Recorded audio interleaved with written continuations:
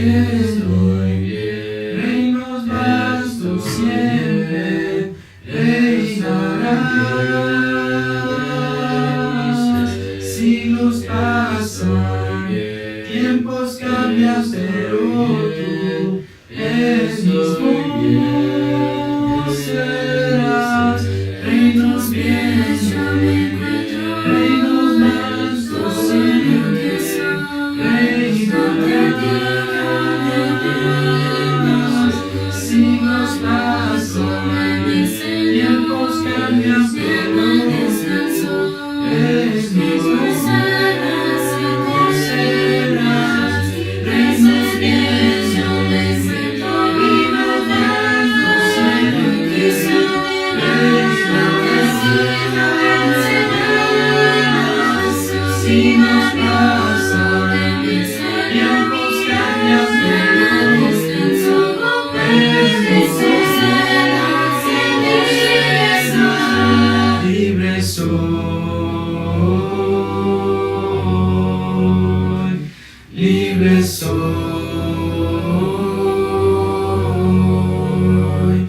libre soy,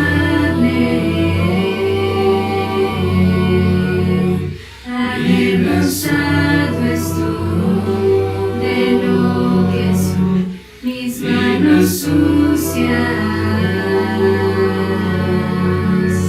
No atrevo a levantar mi santo Dios. reinos bien, yo me encuentro. Reinos vastos siempre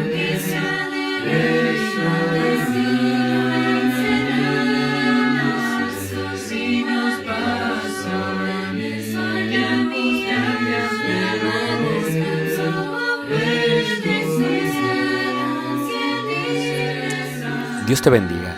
Te estamos haciendo una invitación. Si Dios permite, el próximo año estaremos yendo al país de Israel y será de gran bendición para todos y cada uno de nosotros compartir esta hermosa tierra y los lugares bíblicos. No solamente aprender de la Escritura viendo literalmente los lugares, sino también absorbiendo todo lo que tiene que ver con la cultura, la arqueología, la geografía y más. Si estás interesado en este viaje, por favor déjanos un correo electrónico, tal y como se muestra aquí abajo. Y esperamos puedas acompañarnos el próximo año para recibir lo que nosotros pensamos es una gran bendición de parte de nuestro Dios, juntos en armonía. Dios te guarde, te bendiga. Soy Ricardo Barrera. Gracias. Shalom. Bueno, pues, muy buenas noches. Estamos contentos de estar con ustedes aquí en Tláhuac, que nos alegra mucho de ver muchos rostros una vez más y alegrarnos y estar con cada uno de ustedes. Si tú nos visitas esta noche, le damos gracias a Dios por la bondad de poder pasar un tiempo para que compartamos contigo lo que es la palabra de Dios en cuanto a el mensaje del Evangelio. Ciertamente, lo que hemos pretendido a través de nuestra vida es predicar a Cristo y a este crucificado. Cuando Jesús estuvo en el monte de la calavera, a la cual también se le puede llamar la Gólgota en el lenguaje arameo, o también se le puede llamar Calvario en el lenguaje latín, o también se le puede llamar Cranion en el lenguaje griego. Se trató de mostrar el amor que Dios tuvo por cada uno de nosotros, y ciertamente es a través de su muerte que todos y cada uno de nosotros recibimos vida. Cuando Lucas, quien era un discípulo, aunque él no estuvo presente en este monte, aunque él no estuvo presente frente a la crucifixión, él decidió a través de su vida investigar y hablar con las personas que fueron testigos, que estuvieron presentes en ese lugar. Y entonces él trató de mostrarlo a través de dos escritos. Uno, lo que se le llama el Evangelio según Lucas. Otro, lo que se llama el libro de los Hechos. Esto es la historia de aquellos que creyeron en el suceso que ocurrió en el monte de la calavera. Y cuando él trata de explicar, él siendo un doctor, siendo un griego, no comprendía en su totalidad el lenguaje arameo ni el lenguaje hebreo como lo entendiese Jesús o el apóstol Pablo u otras personas que estuvieron presentes. él trata de mostrar en su evangelio una expresión y una palabra que Jesucristo menciona antes de morir. Y me gustaría que me acompañaras, si traes tu Biblia, y fuéramos al evangelio que escribió Lucas en el capítulo 23, en el verso 35.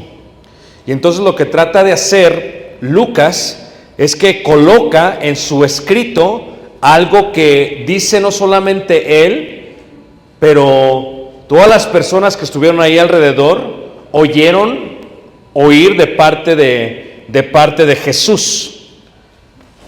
Ahora dice así: cerca de la hora novena, Jesús clamó a gran voz diciendo: Elí, Elí, lama sabactani. Y entonces podemos ver que hay una transliteración. Esto es, en vez de que Lucas decida traducirlo, aunque ya había hecho eso a través del evangelio, él decide no hacer ello. Decide ser fiel a las palabras de Jesús, y tal como lo escuchó de aquellos testigos, decide escribirlo así. Esto es, a la hora novena. Los judíos, a diferencia de nosotros, marcaban las horas de una forma distinta. Esto es, cuando amanecía, cuando salía el sol, para ellos iniciaba la primera hora. Y después de ahí, cada hora que pasaba, continuaba de esa manera. Aquí dice la Escritura que Jesús exclamó a la hora novena. Y dice la Escritura también que su exclamación estaba en un lenguaje que no todos los que estaban presentes podían entender. No todos los que estaban presentes podían descifrar o comprender. Dice que él dice: Elí, Elí, lama sabactani. Y él entonces lo traduce después Lucas y dice: esto es, Dios mío, ¿por qué me has desamparado? Y aquí viene esta profunda pregunta: ¿qué significa la idea de desamparar? Ahora, cuando vemos este suceso, se encuentra en el monte 3 crucifixiones, 3 cruces. Vemos en el centro está la cruz de Jesús. Y si han leído los evangelios que tú nos visitas, vemos que de un lado hay una persona que era malhechor, y del otro lado también hay otro malhechor, y Jesús está en medio. Y lo que sucede en estas 3 cruces es algo que es muy importante. Estas 3 cruces representan un estado espiritual de fe de cada uno de nosotros. Esto es, que las 3 cruces muestran un estado espiritual de fe. Por ejemplo, cuando vemos la primera, vemos una cruz donde existe una cierta incredulidad por parte de aquella persona que estaba siendo crucificada. Ahí en Lucas 23:39 dice: y uno de los malhechores que estaban colgados le injuriaba diciendo: si tú eres el Cristo, sálvate a ti mismo y a nosotros. Fíjate qué interesante, porque cuando vemos esto es sin importar el momento que está pasando, aún así no cree en Jesús. Y una de las cosas que tenemos que entender acerca de la incredulidad es que la incredulidad no solamente es un estado del ser humano, la incredulidad también es un pecado por el cual seremos condenados nosotros. El peso de la incredulidad es tan grande que no creer en Jesús nos coloca en un estado de condenación eterna. En este caso, este hombre que estaba siendo crucificado dice así: si tú eres el Cristo, o sea, cuestiona. Esto es, si tú dices ser el Cristo, haz algo al respecto. Yo no puedo creer, porque creeré a menos que vea una señal de parte tuya. Yo no puedo creer, solamente creeré si veo esta señal que tú haces. Si te salvas a ti mismo, entonces voy a creer, pero si no te salvas, no puedo creer. Y la incredulidad, hermanos, en la Biblia se muestra como un pecado.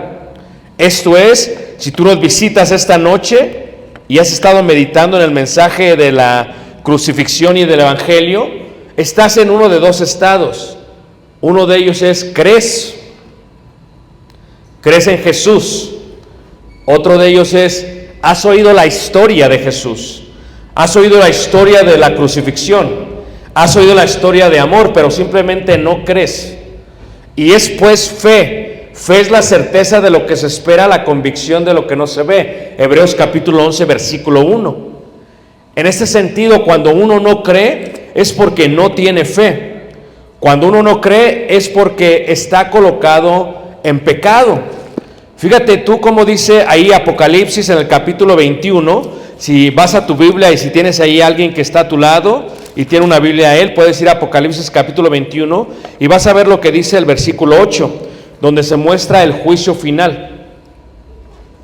En el juicio final dice que Jesucristo se va a sentar en su trono blanco. En el juicio final va a haber personas que se van a colocar a la derecha y personas que se van a colocar a la izquierda. La gente que se coloca a la derecha es gente que tiene y que tuvo fe, que creyó y que su fe lo llevó a actuar, porque la fe sin obras está muerta. Pero la gente que creyó en Jesús, que creyó en esta crucifixión en el monte de la calavera, aunque nunca lo vio en su vida, es gente que cambió su vida y actuó de la manera que Jesús les dijo que actuasen. En la parte izquierda se encuentran aquellos que no creyeron. Y dice aquí, por ejemplo, en Apocalipsis 21, versículo 8, dice, pero los cobardes e incrédulos. Fíjate cómo coloca Jesús la incredulidad como un pecado tan grande, tan amplio. Si seguimos leyendo, dice, los abominables y homicidas.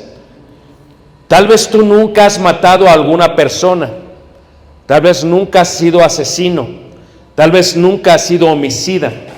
Aunque nunca has sido homicida y nunca has sido asesino, si eres incrédulo, te coloca a la estatura o al nivel de un homicida. Esto es, no creer te hace como si fueses un asesino. El mismo pago o retribución que recibirá el asesino, recibirá la persona que no cree. Y una persona no cree porque no escucha de la palabra de Dios. Pues ¿cómo viene la fe? La fe viene a través de oír y el oír de la palabra de Dios. Entre más escuchas palabra de Dios, entre más escuchas la Biblia, tu fe va creciendo y vas a ir creyendo más. Pero entre más dejas de escuchar la palabra de Dios, dejas de creer más y más en Dios. Y dice ahí, no solamente los abominables y homicidas, los fornicarios y hechiceros, los idólatras y todos los mentirosos tendrán su parte en el lago que arde con fuego y azufre, que es la muerte segunda.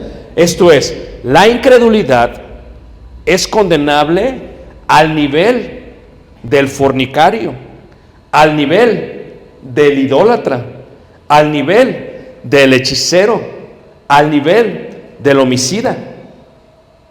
Tal vez nunca has pensado que el hecho de no creer no tenga nada que ver con que ¿a poco Dios me va a condenar porque no creo? He aquí, la incredulidad es un pecado condenable en la eternidad, los cuales serán lanzados en el lago de fuego. Y cuando vemos la crucifixión, vemos 3 cruces. Y una de esas cruces es la cruz de la incredulidad. Esto es, tal vez tú has dicho, si yo veo, creo. Eso también dijo uno de los discípulos, Tomás. Hasta no ver, no creer, dijo Tomás. Pero aquí nos damos cuenta que aún el que estaba siendo crucificado al lado de Jesús estaba en un estado de incredulidad. Él vio, pero ver no es suficiente. Por eso la Escritura habla en el Evangelio de Juan que son más bienaventurados los que no vieron y creyeron. Si tú crees en Jesús, crees en la crucifixión y crees en el Evangelio. En Apocalipsis 21:8 dice ello, los coloca a ese nivel, a un nivel por lo cual recibirán el lago donde arde con fuego y azufre, que es la muerte ¿qué? Segunda. Por eso es importante que entiendas que no creer no anula la condena.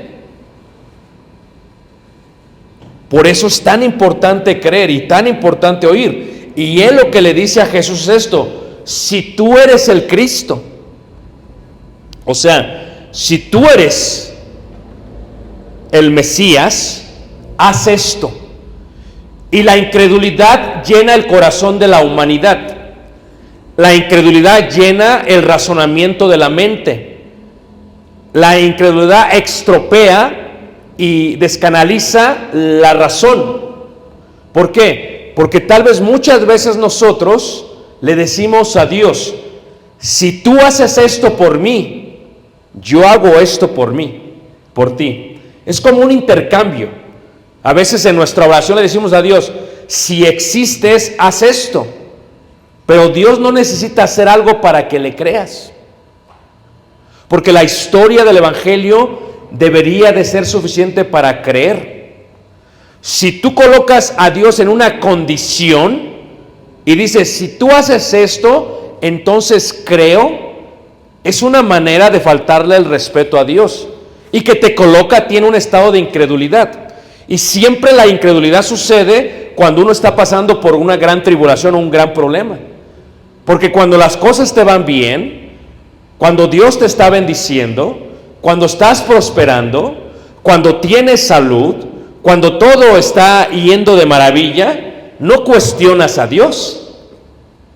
Pero es cuando las cosas van mal, cuando estás enfermo, cuando tienes problemas, que entonces empiezas a cuestionar la existencia divina. Si eres Dios, haz esto. Pero Dios no tiene que darte una evidencia para que creas, porque son más bienaventurados los que no vieron y qué, y creyeron. En el tiempo que vino Jesús, los judíos pedían señales, los griegos pedían sabiduría, pero nosotros no pedimos nada de eso, porque hemos decidido creer sin ver la cruz, creer sin estar presentes. Pero hay veces la incredulidad no solamente pasa antes de venir a Jesús. La incredulidad es un pecado que te inunda antes y que te puede inundar después. Muchos son los llamados, pero pocos son los que. Yo he visto en mi vida muchísima gente que ha venido a Jesús, y tal como lo dice la parábola del sembrador, cuando entran a la iglesia, entran con mucha fe, con mucho ánimo, pero de pronto las pruebas y la adversidad ahogan la semilla. Y de pronto el engaño de las riquezas queman la semilla. ¿Y qué sucede? Esto comprueba algo. De tanta gente que ha venido al Señor, de igual manera tanta gente se ha retirado del camino de Dios.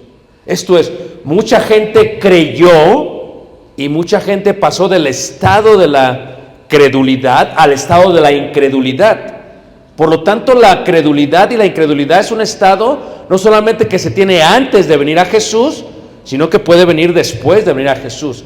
¿Y cuándo es cuando uno decide no creer? Cuando las cosas van mal. Esto es, la adversidad se supone que en vez de alejarte de Dios, te debe de acercar a Dios. Depende cómo la veas tú. Porque la Escritura dice en Romanos 8:28 que todas las cosas que nos suceden a los que amamos a Dios son para nuestro ¿qué? Nuestro bien. Para los que hemos sido llamados conforme a su propósito. Pero si tú no crees eso, y si cuando las cosas no van como tú quieres que vayan, y empiezas a cuestionar la divinidad y a Jesús, y empiezas a condicionar: si haces esto, yo hago esto. Si sanas a mi madre, yo hago esto. Si me sacas de este problema, yo hago esto. Pero este es un estado peligroso de incredulidad, porque la incredulidad no solamente sucede antes de la cruz, sino después de la cruz. En este caso, hubo un hombre malhechor que vio la crucifixión, que vio a Jesús y lo condicionó. Si eres, sálvate a ti mismo, compruébamelo, enséñame la evidencia. Esto nos enseña algo interesante acerca de eso. Nos enseña que el poder de la convicción se hace notoria en momentos difíciles. Esto es, fue el dolor que sintió este malhechor, fue la desesperación por lo cual lo llevó a cuestionar al Mesías. Amigo, hermano, es humano dudar. Todos dudamos, pero nuestra humanidad nos puede condenar eternamente, por lo cual debemos reflexionar y ¿qué? Y meditar. Esto es normal que dudemos si Dios existe, aún después de venir a Jesús, pero nuestra humanidad nos puede condenar. Nuestra convicción no se muestra cuando las cosas te van bien. La convicción se ha de mostrar cuando las cosas son adversas. Aunque sintamos mucho dolor por la adversidad, con más razón deberíamos confiar en Dios, porque la confianza en Dios no se manifiesta cuando va todo bien, sino cuando va todo mal. Y aquí nos damos cuenta de esto en la cruz de la incredulidad. Pero después del otro lado vemos otra cruz. La primera cruz es la cruz de la incredulidad, pero del otro lado vemos una cruz diferente, la cruz de fe. Un mismo malhechor que está en la misma situación, que está sintiendo el mismo dolor, y entonces vemos algo distinto. Y lo que vemos es esto: la empatía que tiene él es por la condena que ve en Jesús. Esto es, cuando uno está desesperado, cuando uno, hermanos, está en una profunda desesperación, puedes reaccionar de dos cosas distintas. La vida está llena de problemas. La vida está llena de cosas buenas y cosas malas. Las cosas buenas se reciben agradeciendo a Dios, y las cosas malas se reciben gestionándolas para reaccionar conforme Dios nos ha enseñado. ¿Qué quiero decir con esto? Que cuando vemos esto, este malhechor reacciona con empatía. Ve a Jesús, ve al otro malhechor, y en vez de hacer lo mismo que el otro malhechor, es empático en cuanto a lo que le está pasando a Jesús. Y le dice así, exhorta al otro malhechor. Le dice, nosotros a la verdad justamente padecemos. Él reconoce que la razón por la cual los están crucificando es justa. ¿Qué tanto sabría del otro malhechor? ¿Cuántas veces habían platicado? Pero él sabía que lo que él había hecho y lo que el otro malhechor habían hecho era condenable, y que lo que estaba pasando era algo que estaba pegado a la ley romana. Habían hecho malo, les tenían que condenar a muerte. Pero por otro lado, él veía a Jesús, y en Jesús, al igual que Poncio Pilato, en Jesús, al igual que el Sanedrín, en Jesús, al igual que muchos sacerdotes, escribas y ancianos, no encontraba razón por la cual estuviera siendo crucificado. Y le dice, porque recibimos lo que merecieron nuestros hechos, mas este ningún mal hizo. Esto es empatía. No solamente es empatía, es reconozco que no soy juez, reconozco que no me corresponde esto, pero lo que este hombre está pasando no está bien. El sufrimiento que él está pasando no es correcto. Lo que le están haciendo está mal. Y es una empatía increíble por la condena de Jesús. ¿Y qué es lo que hace él? Y dijo a Jesús, acuérdate de mí. Fíjate que aún estando en la misma situación que el incrédulo, él las cosas malas las gestiona correctamente. Primero le hace una petición, pero es una petición de increíble fe. Le dice, acuérdate de mí cuando vengas en tu reino. Él ha creído primero que Jesús es el Mesías, el ungido. Él ha creído que Jesús es el Hijo de Dios, porque en su expresión le dice, vas a volver a venir. Él reconoce que va a morir, pero reconoce que va a venir otra vez. Reconoce que va a vencer la muerte y que va a regresar. Y reconoce que su retorno será con un reino, que era la predicación de Juan el Bautista. arrepentíos porque el reino de los cielos sea ¿qué? Acercado. O sea, Él está conectando ello y le está pidiendo algo. Acuérdate de mí. Él entiende que Jesús es inocente y Él entiende que Él y el otro merecen esa muerte. Y Él exhorta a este hombre diciendo: ni aún temes tú a Dios estando en la misma condenación. Y fíjate que cuando una persona está pasando por mucha adversidad y continúa en el estado de incredulidad, ni aún así se arrepienten. Y por eso le dice Él: ¿no temes a Dios? O sea, fíjate en qué posición estás. O sea, estamos siendo condenados, no solamente para esta vida, sino para la eternidad. ¿No temes a Dios lo que está pasando? ¿No temes a Dios lo que está sucediendo? Y entonces Él reclama esta confesión de fe. Acuérdate, es una petición. Él le habla a Jesús y le dice a Jesús: acuérdate. Número 2, ¿cuándo? Reconoce que solamente Jesús tiene voluntad y tiene ese poder. Vengas, reconoce que Él va a regresar, tu reino. Nosotros, tú, es una pregunta que te voy a hacer, ¿crees en Dios? Número 2, si crees en Dios, ¿crees en su palabra? Número 3, si crees en Dios, si crees en su palabra, crees en Jesús, porque Jesús nos ha sido revelado a través de su palabra. Pero si crees en Jesús y si crees en su palabra y crees en Dios, ¿crees que Jesús era el Mesías? ¿Qué es Mesías? Mesías viene del arameo mesiaca, que significa ungido.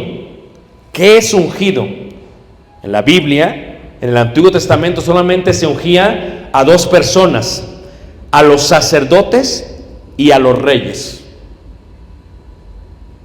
Decir que alguien era el ungido o el Mesías indicaba que alguien era sumo sacerdote y rey. Y Jesús lo explica Hebreos 7:1, dice que Él es sumo sacerdote según el orden de Melquisedec. Esto es, Él, estando en la cruz, reconoce que Jesús es rey, reconoce que Jesús es ungido y reconoce que es el Cristo que todos estaban esperando. Tal vez tú reconoces a Dios, reconoces su palabra, reconoces a Jesús, y si reconoces a Jesús como el Mesías, ya estás un paso adelantado.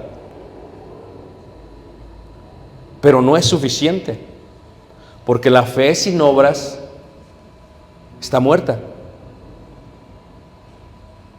O sea que si tú en forma individual te trasladas al monte de la calavera, tú estás colgado en una de estas 2 cruces: en la cruz de la incredulidad o en la cruz de fe. Tal vez estás pasando por muchas adversidades, por muchos problemas, por muchas dificultades, y tal vez tu reacción a Dios es como la del malhechor: bueno, si haces esto, creo en ti. Y ya vemos que no es la mejor manera de acercarse a Dios, porque Hebreos 11:6 dice que es imposible agradar a Dios sin fe, porque si alguien se acerca tiene que creer que Él es galardonador. Por lo tanto, esta primera crucifixión, este primer hombre crucificado, no se acerca a Jesús de la mejor manera. Y tal vez la manera en que tú te has acercado a Jesús ha sido de esa manera, a través de condiciones. Y tal vez no has gestionado bien lo malo que te ha pasado, sin saber que lo malo que te pasa te está acercando más a Jesús. Pero si estás del otro lado de la cruz, en la cruz de la fe, tal vez digas: ¿sabes qué? Señor, esta noche acuérdate de mí. Yo reconozco que vas a venir una vez más. y creo que eres el Hijo de Dios, y creo que eres el Mesías. Por lo tanto, tú estás en una de estas dos cruces. El mensaje de Lucas no está muy lejos de esta congregación. El mensaje de Lucas no está muy lejos de dónde estás sentado. El mensaje de Lucas no está muy lejos de tu corazón. ¿Tu corazón es incrédulo o tu corazón cree? Y lo que hace este hombre es que él cree y le dice: acuérdate cuando vengas en tu reino. Y luego Jesús le contesta de una manera increíble y le dice: yo te digo que estarás conmigo este día en el paraíso. Jesús le acaba de prometer algo. Y Dios no es hijo de hombre para que mienta, ni para que se arrepienta. Esto es, lo que le acaba de decir Jesús es en respuesta a la confesión de fe que tuvo él. Tú me has pedido que yo me acuerde de ti cuando venga. Yo te estoy diciendo, tú me estás pidiendo por el futuro. Ya han pasado 2000 años y Jesús no ha regresado. Jesús dice: yo te voy a contestar este día. Este día vas a recibir la bendición de estar conmigo en el paraíso. No tendrás que esperar a que yo regrese para que experimentes de alguna u otra manera consolación. Este día estarás conmigo en el paraíso. La palabra paraíso alude a la experiencia que tenían Adán y Eva en el jardín del Edén antes del pecado. La palabra paraíso alude a un lugar de reposo total, donde cuando una persona muere va a consolarse por parte de Dios hasta el momento que Cristo venga una vez más. Pero lo interesante de la crucifixión es que no solamente estaba la cruz de la incredulidad, no solamente estaba la cruz de la fe, estaba una cruz en medio, una cruz que era distinta, de lo cual quiero hablarte en esta parte final de mi mensaje. Esto es lo que predicamos, por eso nos dedicamos a esto, solamente a Jesús y a este crucificado. Y quiero hablarte de Jesús, porque cuando hablamos de la cruz de Jesús, quiero hablarte de cómo es que en este mensaje actual, el mensaje de Jesús todo es relativo. Pero cuando vemos el mensaje de Jesús en aquel tiempo, se lo tiene que decir a todos. Mira, yo sé que aquí en México el idioma oficial es el español. Tal vez algunos hablen náhuatl, pero ¿quién lo habla? Pero cuando tú viajas a otras ciudades, te das cuenta que es importante hablar más de un idioma, porque la mayoría habla muchos idiomas. Toronto, en Quebec, no solamente es el inglés, es el francés. En Haití, ¿verdad? No solamente es el francés, es el inglés. En España no solamente es el español, ¿verdad? Es el catalán. A veces el inglés, el francés. En Israel no solamente es el hebreo, es el árabe y también es el inglés. Y entonces lo que hace Dios es que Dios tiene que mostrar y enviar este mensaje a la audiencia que estaba en el monte de la calavera. Y se coloca sobre la cruz de Jesús, a diferencia de las otras, un bello mensaje en 3 idiomas. Este es un mensaje al mundo actual. Y el mensaje que se menciona es este: Jesús, Rey de los judíos. Jesús, Rey de los judíos. Y se menciona en hebreo porque había muchos escribas y fariseos y principales sacerdotes que lo tenían que leer. Esto es, ¿quién exclamó y mandó decir que Jesús era rey? No solamente el que estaba siendo crucificado en la fe, el mismo Poncio Pilato, el cual estaba encargado por el emperador, el imperio romano, dice: pongan un anuncio para que toda la gente que está siendo testigo de esto sepa que a quien están crucificando es el rey de los judíos. Y para aquellos que no hablan en latín, póngalo en hebreo. Y lo ponen en hebreo. Luego lo ponen en latín, para que los soldados romanos, quienes hablaban solamente latín, aquellos que estaban llevando a cabo su crucifixión, que lo estaban humillando, supieran que a quien crucificaban era al Mesías, al Cristo, al Rey. Y también se pone en griego, el idioma oficial, el koiné, el idioma que hablaba todo el imperio. Y todos los griegos que estaban presentes podían decir: Él es el Rey de los judíos. Era una forma de burlarse, pero era un mensaje para todos. Cuando ves aquí la crucifixión, fue algo muy doloroso para Jesús. Fíjate que muchas de las crucifixiones en aquel tiempo se daban de esta manera. Aquí vemos lo que se le llama el gibet, y el gibet pesa aproximadamente unos 150 kilos o 300 libras más o menos.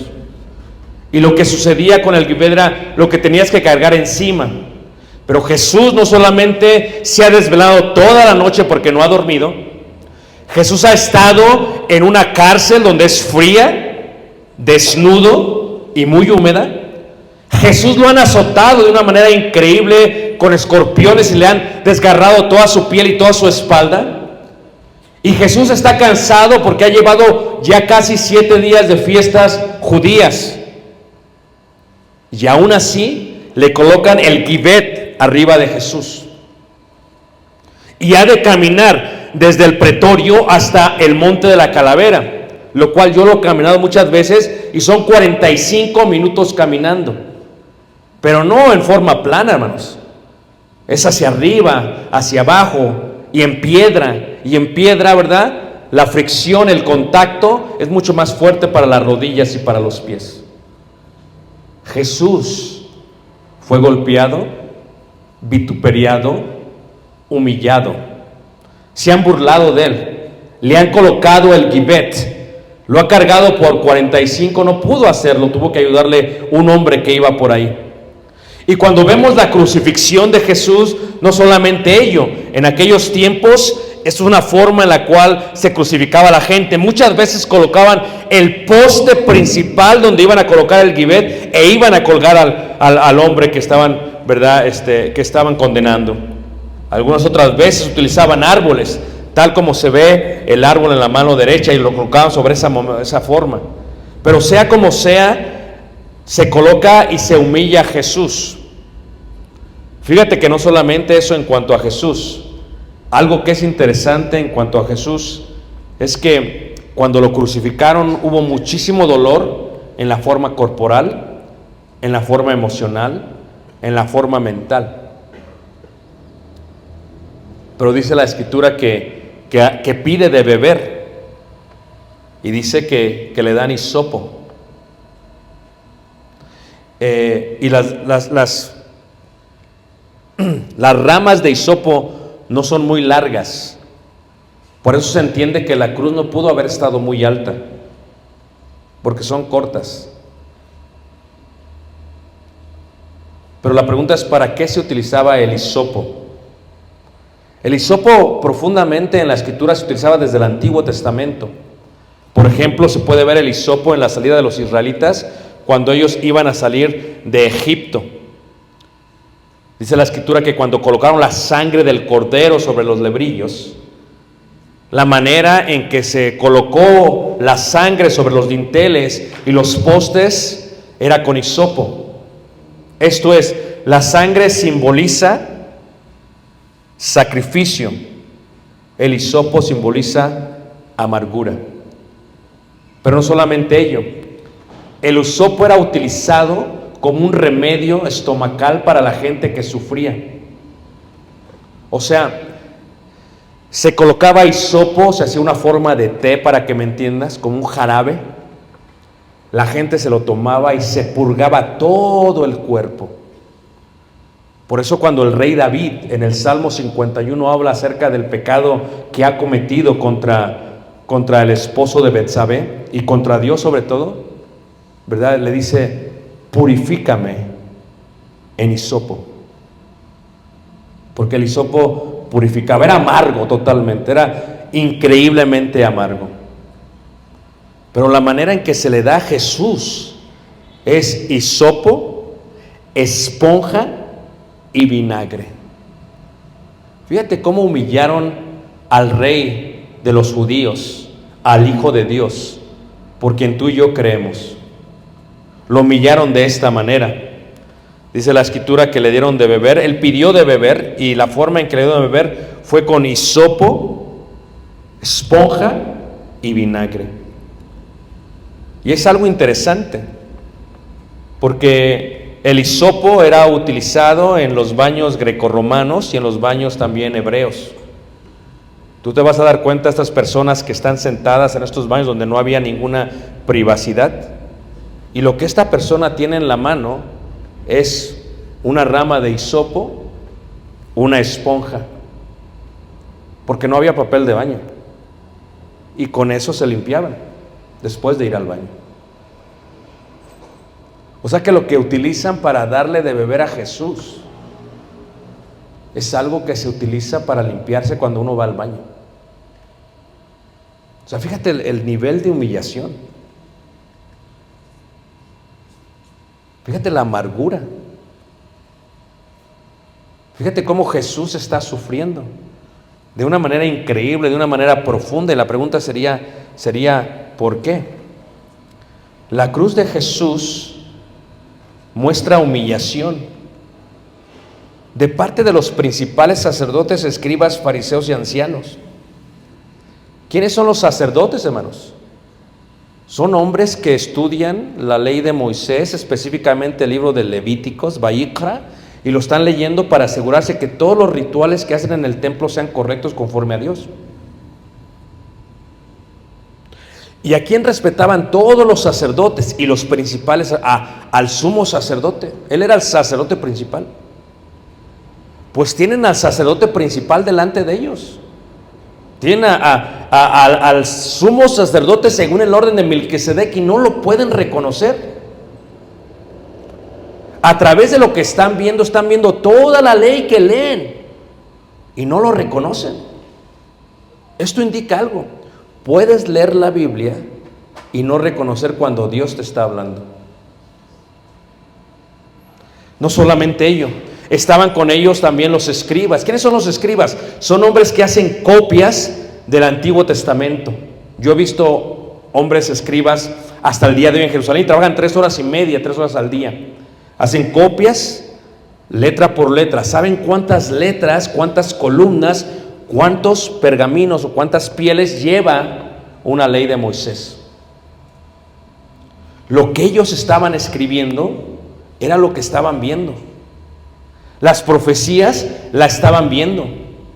El concepto de que Jesús era el Cordero inmolado lo estaban viendo, pero no lo podían entender.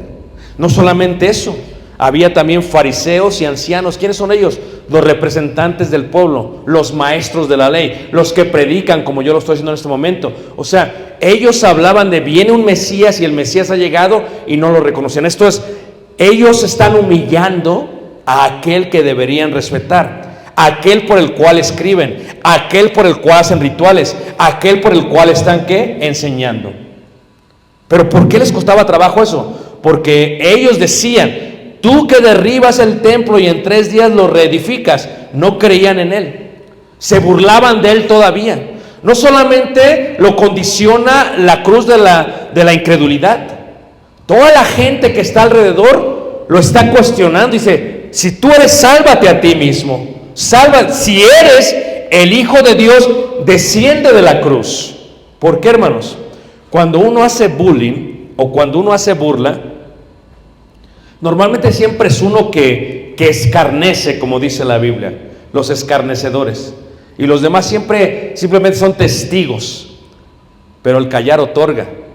Y a veces como que te sientas en silla de escarnecedores. Y si alguien está diciendo algo, pues es mejor estar con la mayoría que con la minoría. Y ellos, al ver que decían eso, aquellos que sabían, todos gritaban, sálvate. Si eres el Cristo, sálvate. Si eres el Hijo de Dios, desciende de la cruz. Y fíjate el amor tan profundo que tenía Jesús, que les dijo a ellos. ¿Qué fue lo que les dijo? Le dijo: Padre, perdónalos, porque no saben lo que ¿qué? Lo que hacen. Y le decían: confió en Dios, líbrele ahora si le quiere. Fíjate que ellos le están mandando indirectas al Dios de los cielos. Le dicen a través de él: confió en Dios, líbrele. Fíjate hasta dónde va su afrenta, no solamente al Hijo, sino también al Padre. Es una afrenta directa. Y entonces se ven las 3 horas de oscuridad. La cruz de en medio coloca algo, y finalmente dice esta expresión: Elí, Elí, lama sabactani. Pero ¿qué significa Elí, Elí, lama sabactani? Porque la escribió Lucas. Él no sabe arameo, él no sabe hebreo, él está tratando de explicar todo esto en griego. Es una transliteración del Salmos 22. Entienden que Elí significa mi Dios, mi Dios. Por lo cual algunos decían que decía Elíyahu, esto es Elías llama a este, pensaron. Pero en griego, hermanos, lama sabactani significa desamparar. Pero el gran reto, y esto lo vamos a ver mañana si Dios permite con más detalle, es que en arameo no es lama sabactani, en arameo es lemana shabactani, que significa terminar o finalizar. Esto es el gran argumento teológico que se ha dado. Si Jesús es Emmanuel, esto es Dios con nosotros, ¿por qué dice que Dios lo ha desamparado? Yo y tú en el español pensamos que desamparar es abandonar. No tiene nada que ver con abandonar.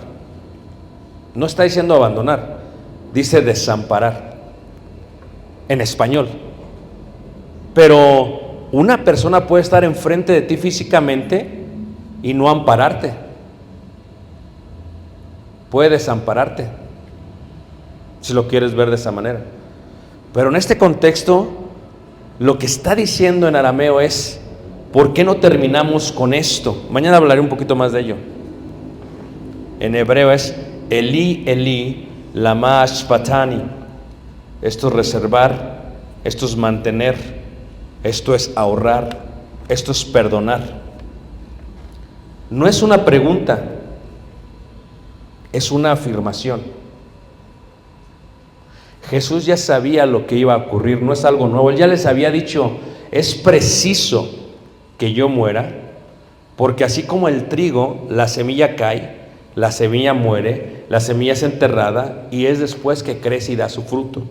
Así pasará con el Hijo del Hombre. El plan no es extraño para Jesús. El plan lo planeó Jesús. Lo dice Hebreos 10. He aquí yo voy. Sacrificios y holocaustos no te agradaron. He aquí yo voy. Por lo tanto, el plan no es extraño para Jesús.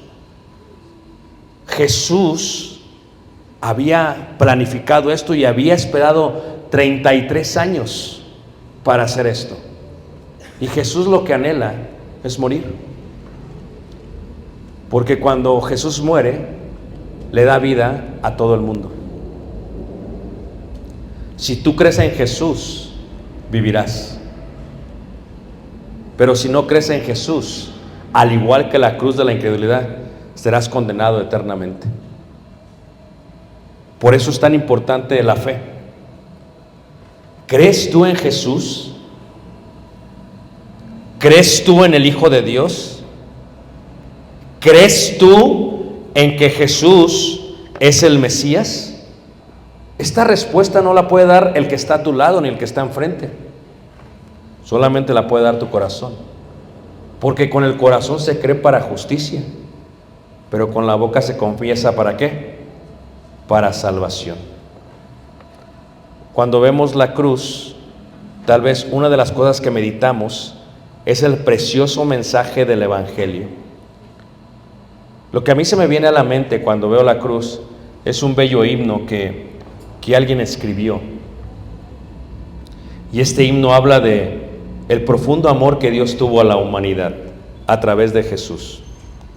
El himno dice así: lo hizo pecador, aunque no lo conoció, fuimos hechos en él, justicia de Dios. Él se humilló, llevando la cruz, amor asombroso, amor asombroso. Jesús el Mesías, nombre sobre todo, Cordero bendito, Emmanuel, del pecado rescata, ha pagado el precio, Jesús el Mesías, sobre todo es. La crucifixión de Jesús revela un amor profundo por parte de Dios para ti que estás sentado en este lugar, para mí que estoy de pie hablándote de este. Hemos decidido venir y solamente predicar a Jesús y a este crucificado. Este es el mensaje del Evangelio, que de tal manera amó Dios al mundo, que dio a su Hijo unigénito, para que todo aquel que en Él crea no se pierda, mas tenga ¿qué? Vida eterna.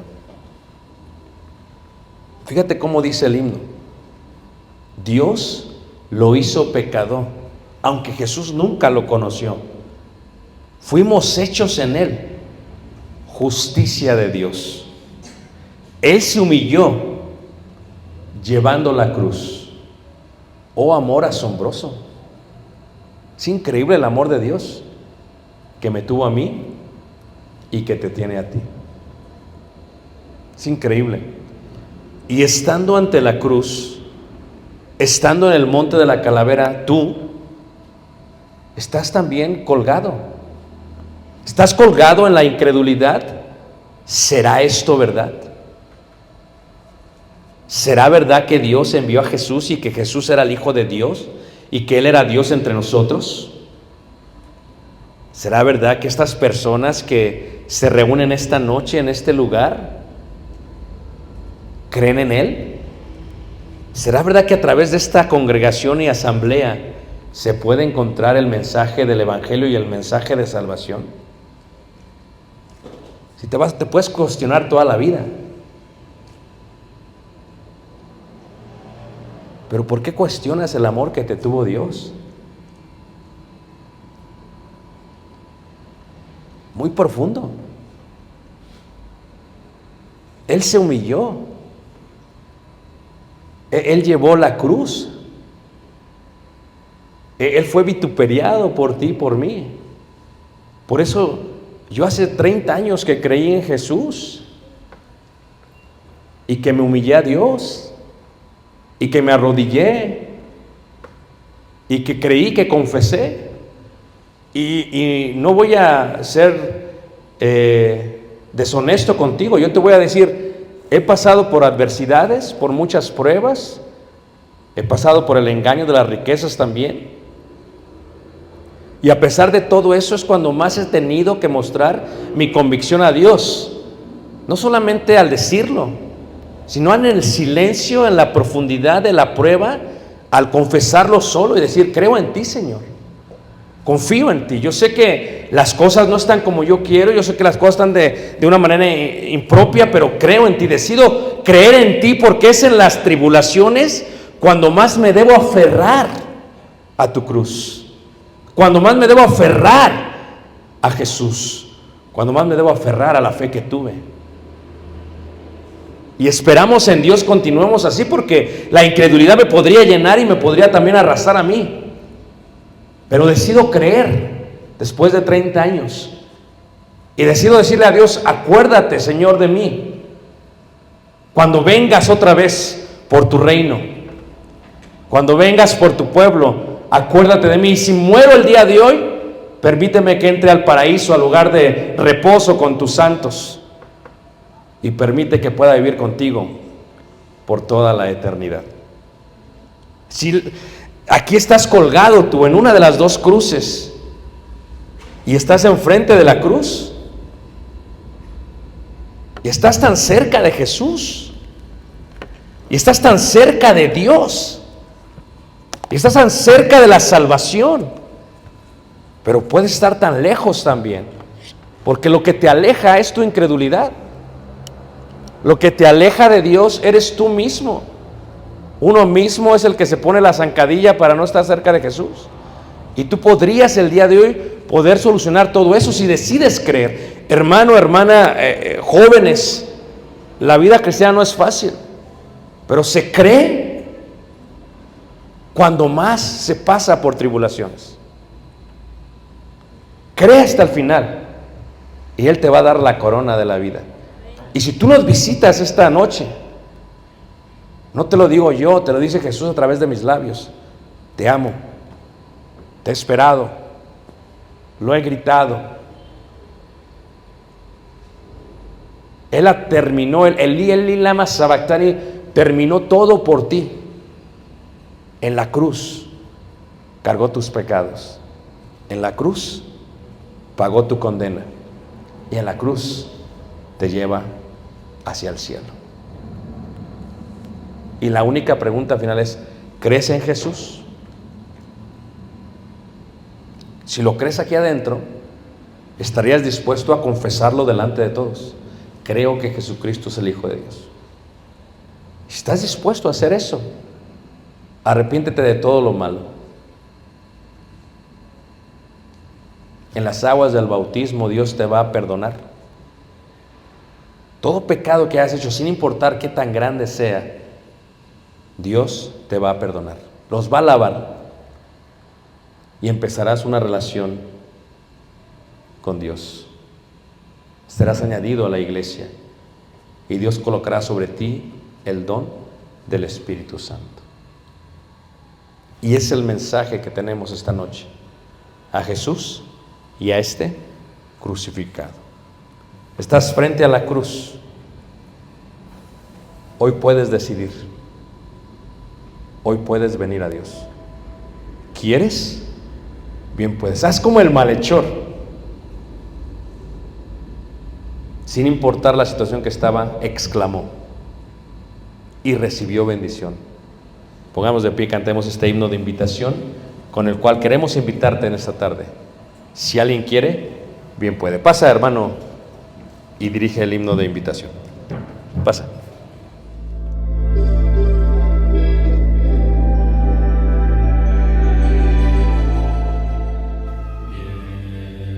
Estoy bien, estoy bien, estoy bien en mi ser. Estoy bien, estoy bien, estoy bien en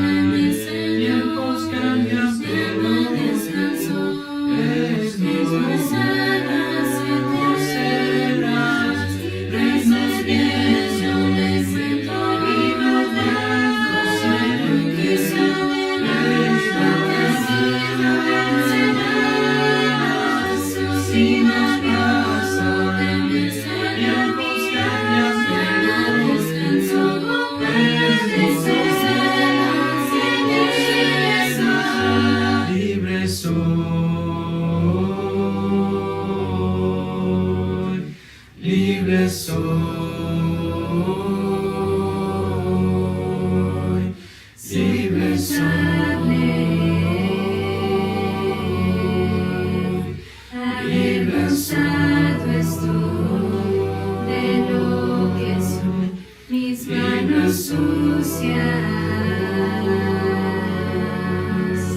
La debemos levantar, mi santo Dios, y presos bien sobre la libertad, Señor, que sale reino destino venceremos, si nos pasa, fallamos cambios, pero descanso, verdes serás, que dices.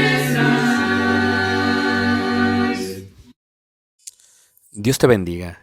Te estamos haciendo una invitación, si Dios permite, el próximo año estaremos yendo al país de Israel y será de gran bendición para todos y cada uno de nosotros compartir esta hermosa tierra y los lugares bíblicos, no solamente aprender de la escritura viendo literalmente los lugares, sino también absorbiendo todo lo que tiene que ver con la cultura, la arqueología, la geografía y más. Si estás interesado en este viaje, por favor déjanos un correo electrónico, tal y como se muestra aquí abajo, y esperamos puedas acompañarnos el próximo año para recibir lo que nosotros pensamos es una gran bendición de parte de nuestro Dios, juntos en armonía. Dios te guarde, te bendiga. Soy Ricardo Barrera. Gracias. Shalom. Shalom.